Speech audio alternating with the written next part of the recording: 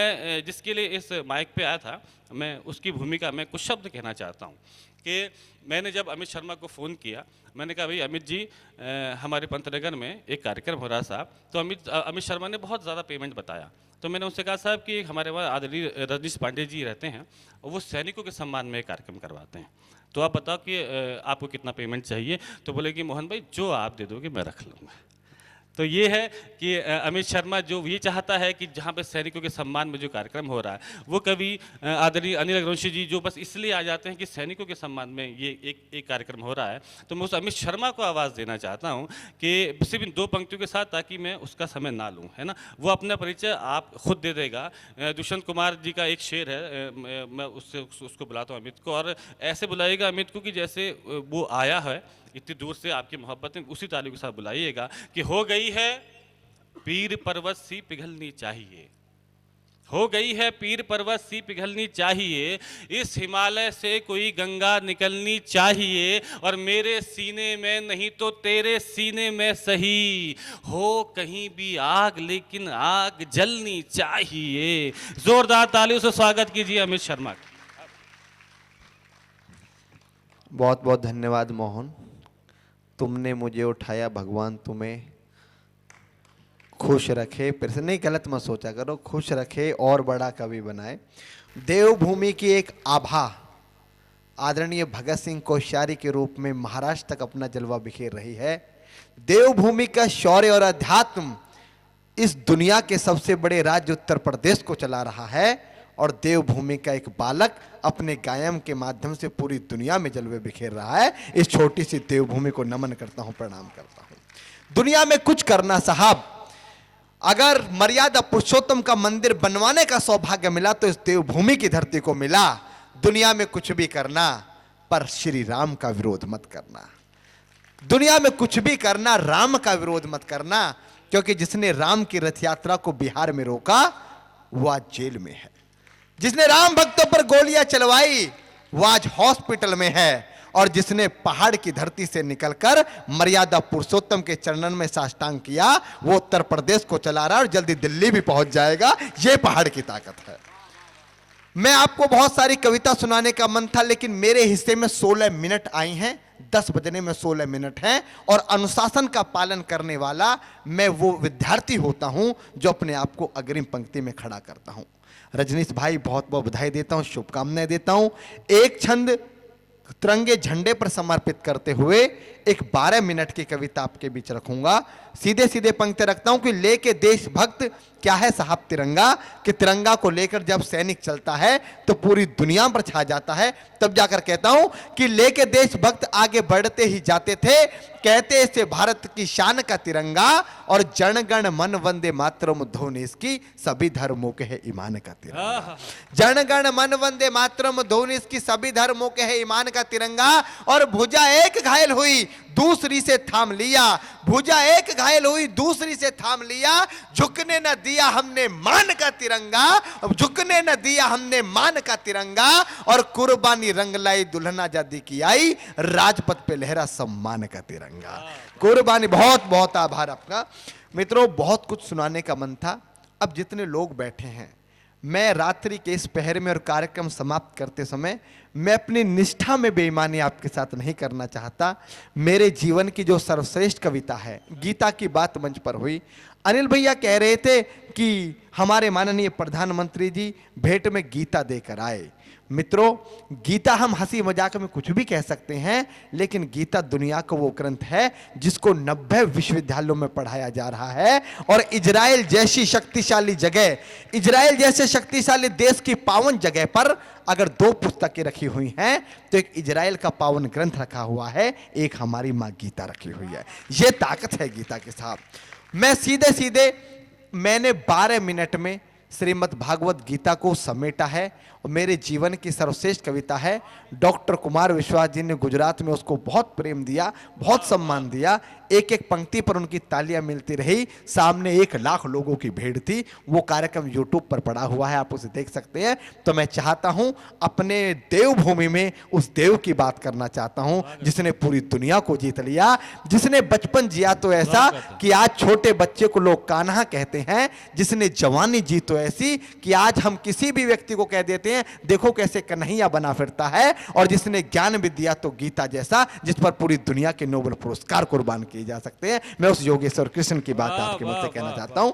आप बहुत प्रेम दे रहे हैं, बिना कहे ताली बजा रहे हैं। जहां पर आपका मन करे आप ताली बजा दे। मैं सीधे सीधे रखता हूं। अनिल भैया आपको कि तलवार कुरुक्षेत्र का मैदान है, इसकी 30 सेकंड की भूमिका इतनी है कि भगवान श्री कृष्ण कौरवों के पास गए और उन्होंने कहा कि अगर आप आधा राज्य नहीं दे सकते तो केवल 5 ग्राम दे दीजिए, 5 गांवों पे मैं पांडवों को मना लूंगा और इस भीषण विध्वंस को टाला जा सकता है। पर दुर्योधन ने भगवान को अपमानित करके भगा दिया और कहा कि ग्वाले यहां से भाग जा, बिना युद्ध के तो मैं सुई की नोक बराबर भी जमीन नहीं दूंगा। भगवान ने युधिष्ठिर से कहा कि अब तो युद्ध ही शेष है, वरना तुम्हारे पास कुछ बचता नहीं है।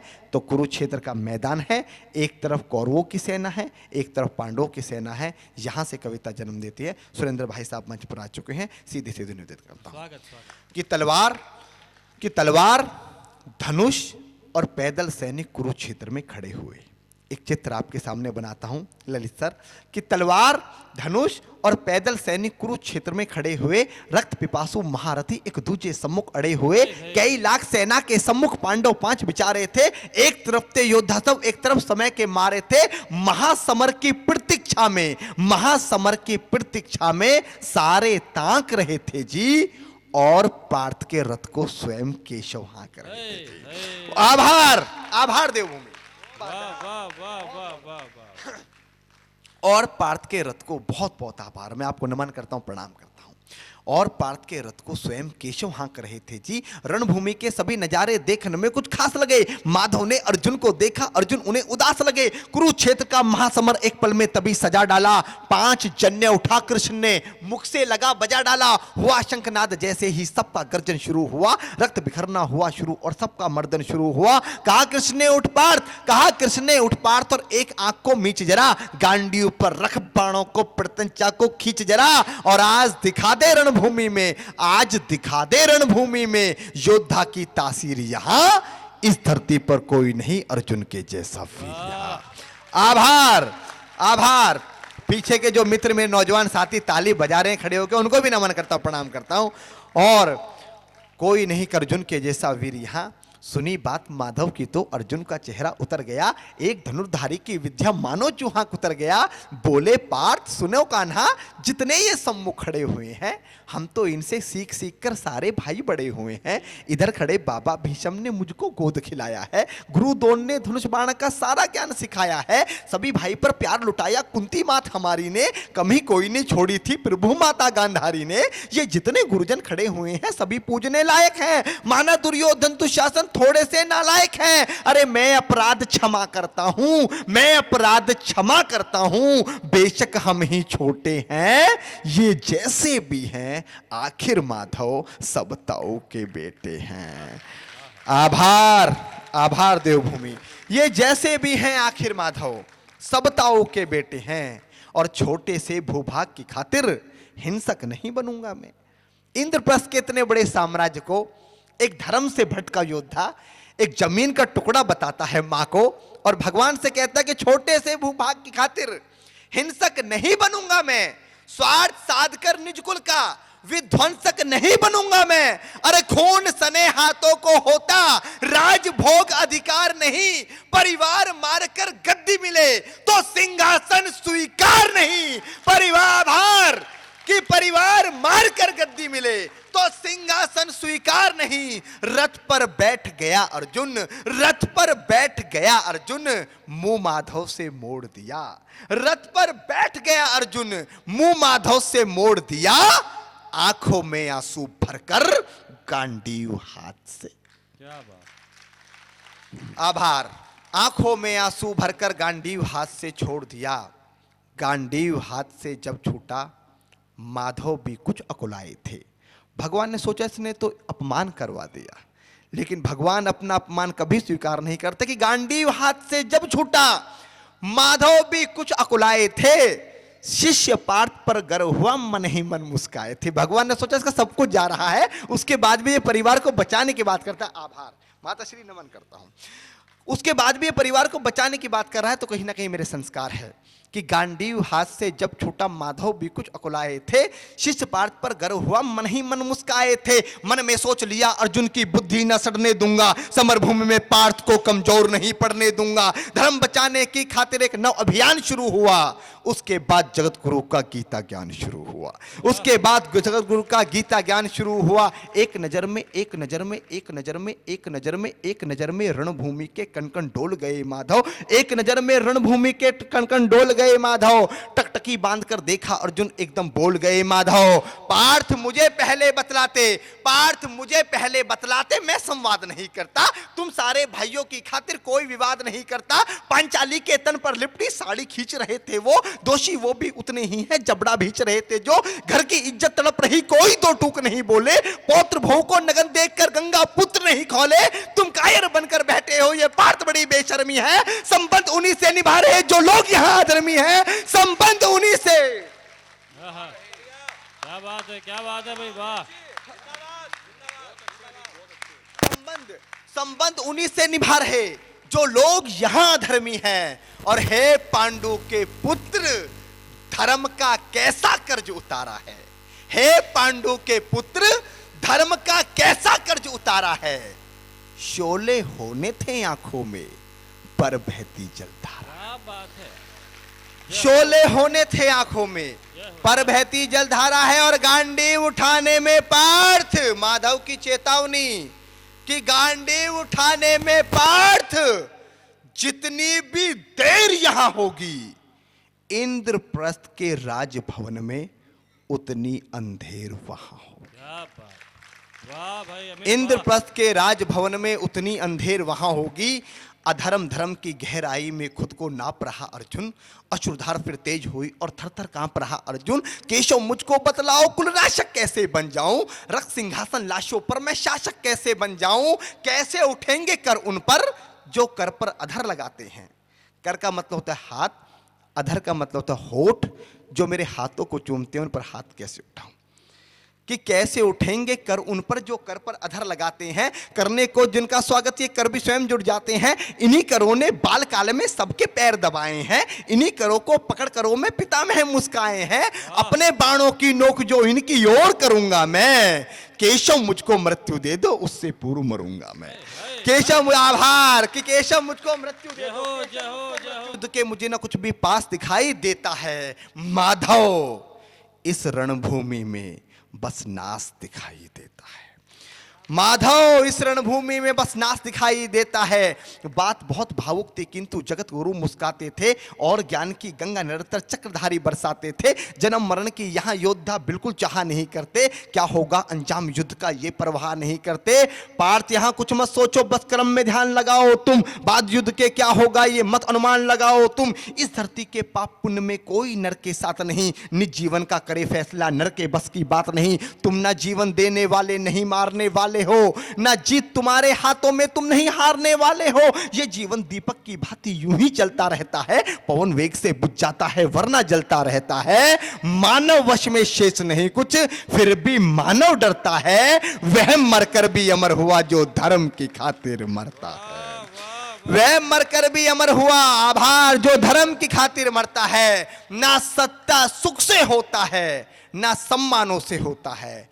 रजनीश भैया, जब हमारे सेना के जवान, वीर जवान अपनी शहादत देते हैं तो उनको झंडे में लपेट कर लाया जाता है। वही बात माधव ने अर्जुन से कही कि ना सत्ता सुख से होता है, ना सम्मानों से होता है। जीवन का सबसे बड़ा सुख क्या है कि ना सत्ता सुख से होता है, ना सम्मानों से होता है। जीवन का सार सफल केवल बस बलिदानों से होता है। जीवन का सार सफल केवल बस बलिदानों से होता है। और देहदान योद्धा ही करते हैं। ईश्वर ने एक मुझे अनमोल पंक्ति दी शुक्ला जी। मैं उस पंक्ति को सुनने के बाद, उस पंक्ति को लिखने के बाद मैं कई दिन तक वो पंक्तियां गुनगुनाता रहा। शायद मेरी सामर्थ्य नहीं थी, वो साक्षात माँ वागेश्वरी सरस्वती ने अपने कलम से शायद मुझसे लिखवाई। मेरी सामर्थ्य ऐसी पंक्ति लिखने के लिए नहीं थी। एक बड़ी पंक्ति, साहित्य के जानकार लोग बैठे हैं, हमारे कुलपति महोदय जी बैठे हैं, उनकी गरिमा में उपस्थिति में वो पंक्ति आपको सौंपना चाहता हूं कि ना सत्ता सुख से होता है, ना सम्मानों से होता है, जीवन का सार सफल केवल बस बलिदानों से होता है, और देहदान देहदान योद्धा ही करते हैं, देहदान योद्धा ही करते हैं, ना कोई दूजा जाता है। देहदान योद्धा ही करते हैं, ना कोई दूजा जाता है। रणभूमि में वीर मरे तो शव भी पूजा जाता है। क्या बात है भाई, जय हो। कमाल कर दिया भाई, वाह। कविता के महारथी अगर अनिल अग्रवंशी जी किसी पंक्ति पर ताली बजा दे तो वो हमारे लिए पद्म श्री के बराबर सम्मान होता है। देहदान योद्धा ही करते हैं, ना कोई दूजा जाता है। रणभूमि में वीर मरे तो शव भी पूजा जाता है। और योद्धा की प्रवृत्ति जैसे खोटे शस्त्र बदलती है। एक पंक्ति में श्रीमद् भागवत गीता का सार बताता हूं कि भगवान क्या कहना चाहते थे गीता में, कि देहदान की योद्धा की प्रवृत्ति जैसे खोटे शस्त्र बदलती है, वैसे मानव की दिव्य आत्मा दैहिक वस्त्र बदलती है। बहुत वैसे मानव की दिव्य आत्मा दैहिक वस्त्र बदलती है। ये मान और सम्मान बताओ। उसके बाद अर्जुन कहता है कि ये मान और सम्मान बताओ, मुझको जीवन दान बताओ। जीवन मृत्यु क्या है माधव, मुझको जीवन दान बताओ। काम क्रोध की बात कही तो मुझको उत्तम काम बताओ। अरे खुद को ईश्वर कहते हो तो जल्दी अपना नाम बताओ। खुद को ईश्वर कहते हो तो जल्दी अपना नाम बताओ। इतना सुनते ही माधव का धीरज पूरा डोल गया। तीन लोक का स्वामी फिर बेहद गुस्से में बोल गया कि कान खोलकर सुनो पार्थ, कान खोलकर सुनो पार्थ, मैं ही त्रेता का राम हूं। कि कान खोलकर सुनो पार्थ, मैं ही त्रेता का राम हूं। कृष्ण मुझे सब कहते हैं, मैं द्वापर का घनश्याम हूं। रूप कभी नारी का रखकर मैं ही केस बदलता हूं। धर्म बचाने की खातिर मैं अनगिन वेश बदलता हूं। विष्णु जी का शस्त्र रूप में परशुराम मतवाला हूं। नाग कालिया के फन पे मैं मर्दन करने वाला हूं। बाकासुर और महिषासुर को मैंने जिंदा गाड़ दिया। बाकासुर और महिषासुर को मैंने जिंदा गाड़ दिया। नरसिंह बनकर धर्म की खातिर हिरण्यकश्यप फाड़ दिया। अच्छा भाई, कि कान खोलकर सुनो पार्थ, मैं ही त्रेता का राम हूं। कृष्ण मुझे सब कहते हैं, मैं द्वापर का घनश्याम हूं। रूप कभी नारी का रखकर मैं ही केस बदलता हूं। धर्म बचाने की खातिर मैं अनगिन वेश बदलता हूं। विष्णु जी का शस्त्र रूप में परशुराम मतवाला हूं। नाग कालिया के फन पे मैं मर्दन करने वाला हूं। बाकासुर और महिषासुर को मैंने जिंदा गाड़ दिया। नरसिंह बनकर धर्म की खातिर हिरण्यकश्यप फाड़ दिया। और रथ नहीं तनिक भी चलता है। जब मैं गीता का 10वें अध्याय पढ़ रहा था तो पूरी दुनिया का प्रबंधन, मैनेजमेंट, मोटिवेशन गीता के 10वें अध्याय पर बलिदान किया जा सकता है।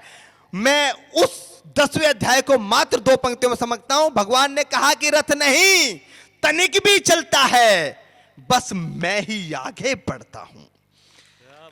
रथ नहीं। और दूसरी पंक्ति पर जो आपने तालियों का विस्फोट अब तक ना किया, वो आशीर्वाद मुझको मिले कि रथ नहीं तनिक भी चलता है, बस मैं ही आगे बढ़ता हूं। गांडीव हाथ में तेरे है, पर रणभूमि में मैं लड़ता हूं। क्या बात है भाई यार अमित, वाह। गांडीव हाथ में तेरे है, पर रणभूमि में मैं लड़ता हूं। जैसे ही मेरे माधव का कद इतने ऊंचे थे भगवान की सर में अंबर लगता था और हजारों भुजा देखकर अर्जुन को डर लगता था। जैसे ही मेरे माधव का कद थोड़ा सा बड़ा हुआ, सहमा सहमा सा था अर्जुन एकदम रथ से खड़ा हुआ।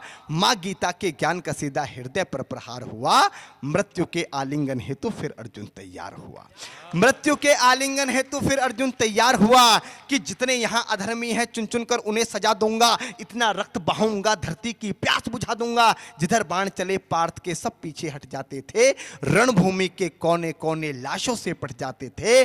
धर्मराज के शीश के ऊपर राज मुकुट की छाया थी। भगवान ने युद्ध जितवा दिया, युधिष्ठिर का राजाभिषेक हुआ। और कविता की अंतिम पंक्तियां कि धर्मराज के शीश के ऊपर राज मुकुट की छाया थी, धर्मराज के शीश के ऊपर राज मुकुट की छाया थी, पर सारी दुनिया जानती थी ये बस केशव की माया थी। पर सारी दुनिया जानती थी ये बस केशव की माया थी। और धर्म किया स्थापित जिसने, धर्म किया स्थापित जिसने, बहुत बहुत आभार सर, आभार सर, कि धर्म किया स्थापित जिसने, दाता दया निधान की जय। हाथ उठाकर सारे बोलो चक्रधारी भगवान की जय। मोहन, ये संबोधन तो नहीं है, धन्यवाद प्रस्ताव ही है। और इस प्रस्ताव की प्रस्तावना में सर्वप्रथम मैं आभारी हूँ अपने कुलपति जी का, जिन्होंने समय दिया और उनके आशीर्वाद से ये सारा कार्यक्रम संपन्न हो सका। मैं आभारी हूँ अपने कुलपति जो नॉर्थ ईस्ट यूनिवर्सिटी से आए हैं, डॉक्टर शुक्ला जी का, अग्रिम पंक्ति में बैठे सभी महानुभावों का, जिसमें मैं नाम लेना चाहूँगा माननीय रघुवीर पांडे जी का, जो प्रपौत्र हैं श्री मंगल पांडे जी के, अपने DSW साहब का, और जिनकी कविता का विमोचन हुआ काव्य संग्रह का माननीय श्री ललित मिश्रा जी का, जो चले गए हमारे बीच उपस्थित थे DM साहब हमारे जिलाधिकारी जी का, उनका भी मैं आभारी हूँ।